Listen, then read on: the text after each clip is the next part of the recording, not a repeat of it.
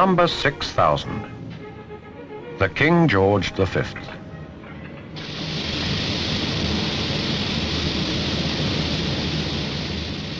These are professional railwaymen who come to Bulmer's sidings in Hereford to play trains.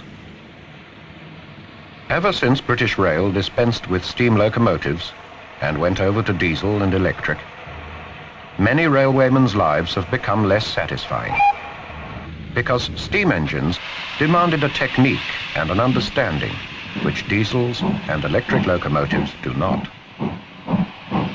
Steam engines have a personality, and there's the sound.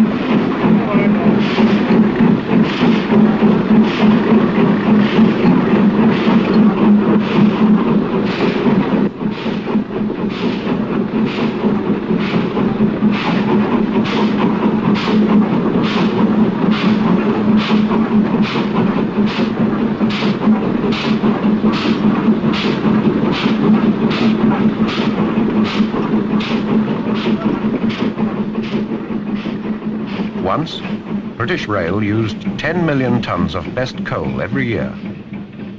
Today, despite the diesels, the railways still burn coal, but now in the form of electricity. And the King himself burns about a ton an hour when he's under steam.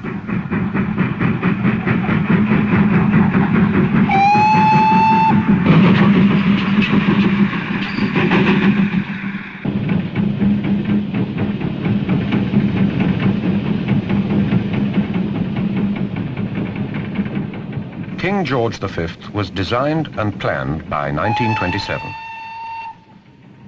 At the same time, the Southern Railway had already built the Lord Nelson, which they claimed the most powerful in the world. And as such, the Lord Nelson was due to go to America as Britain's representative at the Fair of the Iron Horse. Great Western's pride couldn't permit this. And so, the King was built and tested and shipped to Baltimore, all in the space of about 4 months. The American bell commemorates the voyage. The Fair of the Iron Horse was organized by the Baltimore and Ohio Railway to celebrate its centenary.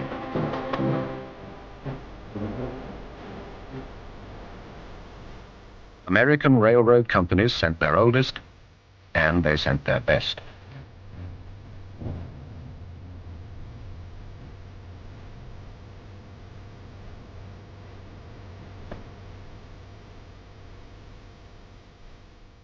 Britain, as mother of the railway, was represented by a replica of Stephenson's rocket, with Britannia in attendance, and by King George V.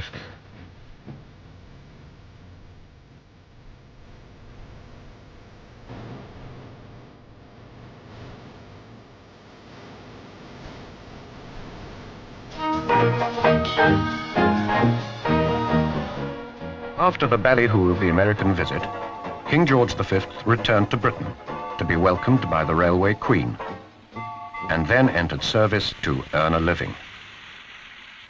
In the late 1920s, the Great Western Railway decided to accelerate and to increase the size of trains in order to handle the expanding West of England traffic.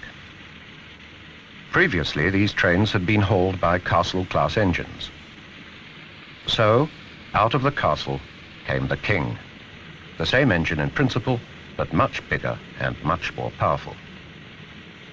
The Swindon locomotive shops could always take pride in their workmanship. The engineers and craftsmen there loved and respected their locomotives. There was a sense of involvement, of identification with the machinery they built. This was the state of mind that produced magnificent locomotives, so well made that people used to believe in what they called Wiltshire magic. Of course there was craftsmanship there. I honestly think that the Great Western could always level out and take place of honour with their locomotives. If you saw, as I'd seen, when we get prototypes come off, well, those chaps are so proud. When that engine came out, went to the shed and went to Bristol, every Jack's soul was out there. 15,000 men were watching that engine go by. And you could see the factories were faces. That's how they just enjoyed their work and just how proud they were of the work. Where a steam engine, every part was made in the railway works and assembled in the railway works. It isn't now. So, of course, there's no interest in it, is there, to the men? They can't say, I built that engine, which they could say in the days gone by.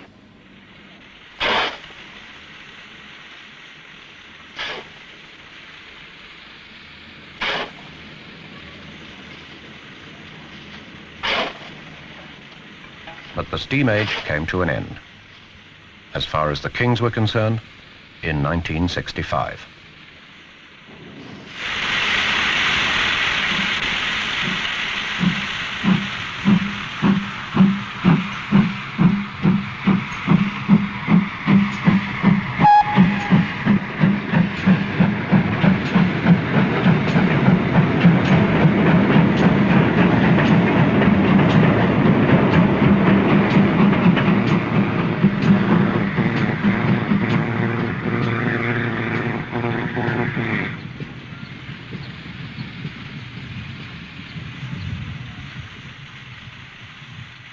King George V was to have been preserved as a museum piece by the Swindon Corporation.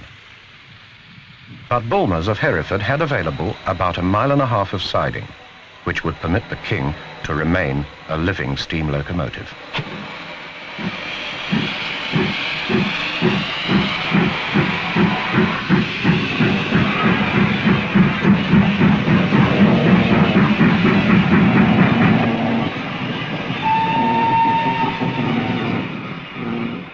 Bulmers have also carefully adapted and restored to use a number of Pullman coaches.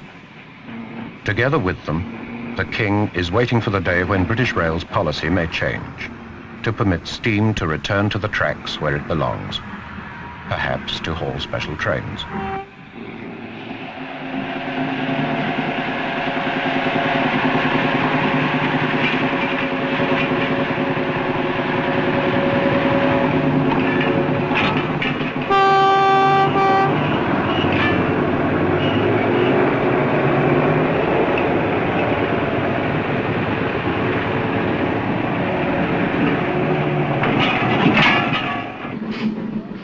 Railway lovers everywhere will be happy in the knowledge that right in the West Country, the home of the Kings, King George V is alive and on steam.